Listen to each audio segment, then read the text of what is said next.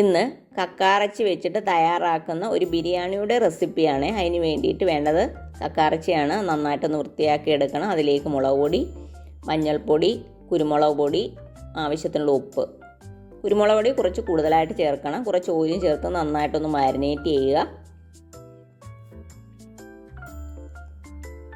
ഒരു പാനിലേക്ക് ആവശ്യത്തിനുള്ള ഓയിൽ എടുക്കുക. അതിന് ശേഷം ഈ കക്കാറച്ചി ഒന്ന് ഫ്രൈ ചെയ്തെടുക്കണം.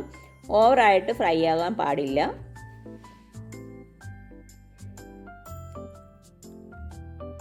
ആവശ്യത്തിനുള്ള കറിവേപ്പില ആഡ് ചെയ്യുക.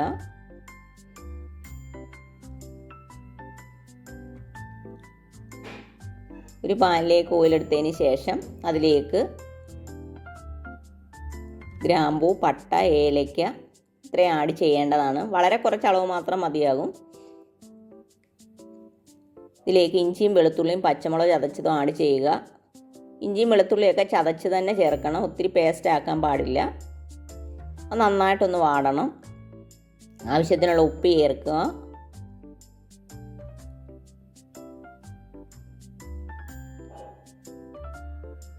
മഞ്ഞൾപ്പൊടി ചേർക്കുക.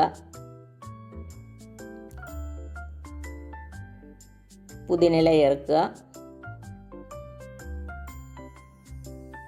ഇനി അരിഞ്ഞു വെച്ചിരിക്കുന്ന സവാള ആഡ് ചെയ്യുക.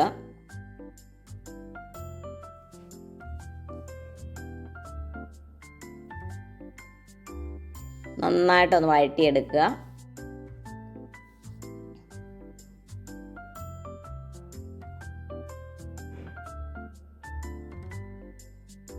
മല്ലിയില ചേർക്കുക.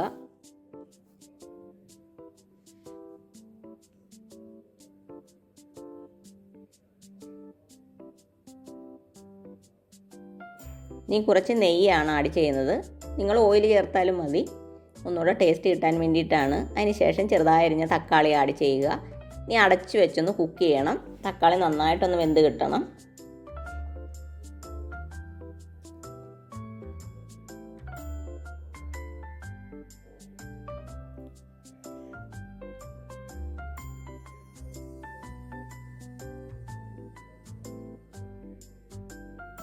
കാഷ്യൂനട്ട് വെള്ളത്തിൽ സോക്ക് ചെയ്തതാണ്. അതൊന്ന് അരച്ചെടുക്കണം. അത് ഇതിലേക്ക് ആഡ് ചെയ്യുക. കുറച്ച് ഗ്രേവി ഒന്ന് തിക്കായി കിട്ടാൻ വേണ്ടിയിട്ടാണ്. ഒരു 7-8 കാഷ്യൂനട്ട് മതിയാകും. കുരുമുളക് പൊടി കുറച്ച് കൂടുതൽ വേണം. മല്ലിപ്പൊടി, 1 ടീസ്പൂൺ ഗരം മസാല ചേർക്കണം. മുളക് പൊടി ചേർക്കണം. പെരിഞ്ജീരകത്തിൻ്റെ പൊടിയുണ്ടെങ്കിൽ അത് കുറച്ച് കൂടുതലായിട്ട് ചേർക്കാവുന്നതാണ്. ഗ്രേവി കുറച്ച് ബ്രൗൺ കളറിലാണ് വേണ്ടെങ്കിൽ ചില്ലി പൗഡർ വളരെ കുറച്ചേ ചേർക്കാവൂ. പെപ്പർ പൗഡറും ഗ്രീൻ ചില്ലിയും കൂടുതലായിട്ട് ആഡ് ചെയ്താൽ മതി. അതല്ല കൂടുതൽ റെഡ് കളർ വേണമെങ്കിൽ അതനുസരിച്ച് ചില്ലി പൗഡർ ചേർക്കുക. അതിന് ശേഷം വറുത്ത് വെച്ചിരിക്കുന്ന കക്കാറച്ചി അതിലേക്ക് ആഡ് ചെയ്യുക.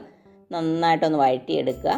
മസാല നന്നായിട്ട് ആ കക്കാറച്ചിയിൽ പൊതിഞ്ഞ് വരുന്ന ആ ഒരു സമയത്ത് വേണം ഫ്ലെയിം ഓഫ് ആക്കാനായിട്ട്. ആവശ്യത്തിനുള്ള കറിവേപ്പില ആഡ് ചെയ്യുക.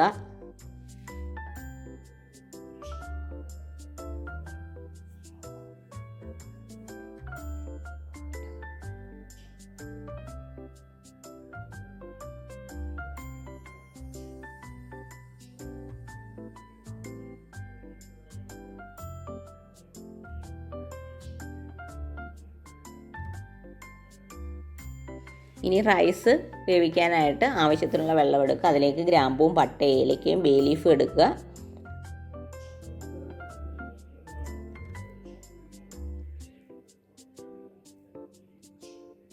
ഇനി അടച്ച് വെച്ച് നന്നായിട്ടൊന്ന് തിളപ്പിക്കണം. ബസ്മതി റൈസ് നല്ലതായിട്ടൊന്ന് വാഷ് ചെയ്തെടുക്കുക. അതിന് ശേഷം തിളച്ച് വരുന്ന വെള്ളത്തിലേക്ക് ആഡ് ചെയ്യുക. ആവശ്യത്തിനുള്ള ഉപ്പ് ചേർക്കുക. നാരങ്ങാനീര് ചേർക്കണം.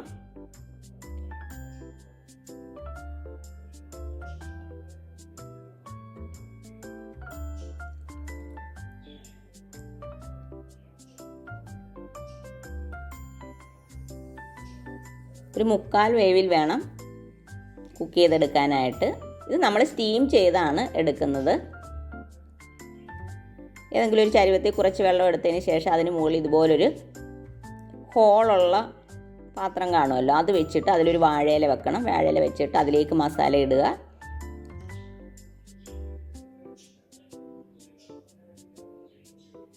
നമ്മൾ ഈ ചോറൊക്കെ വേവിച്ച് കഴിയുമ്പോൾ കോരി വെക്കുന്ന പാത്രം ഉണ്ടല്ലോ, അതായാലും മതി. അതിന് മുകളിലേക്ക് റൈസ് ഇടുക.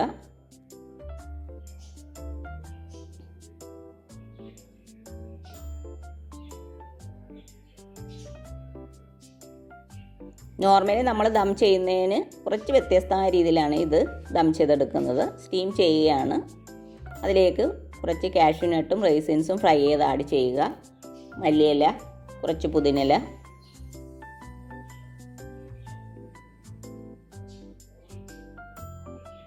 കുറച്ച് നെയ്യും സ്പ്രെഡ് ചെയ്ത് കൊടുക്കണം. അതിന് മുകളിലേക്ക് വീണ്ടും റൈസ് ഇടുക.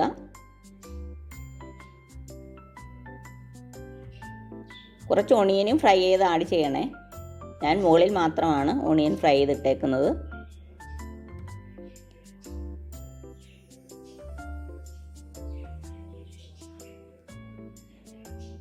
വീണ്ടും കുറച്ച് റൈസിൻസും കാഷ്യൂനട്ടും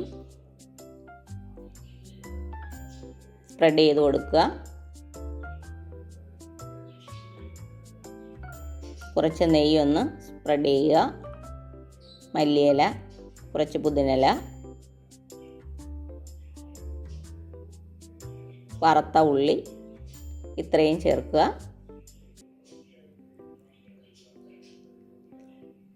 നിങ്ങൾക്ക് കളർ വേണമെന്നുണ്ടെങ്കിൽ മഞ്ഞൾപ്പൊടി കുറച്ച് പാലിലൊന്ന് മിക്സ് ചെയ്തിട്ടൊന്ന് സ്പ്രെഡ് ചെയ്ത് കൊടുത്താൽ മതി. അതല്ലെങ്കിൽ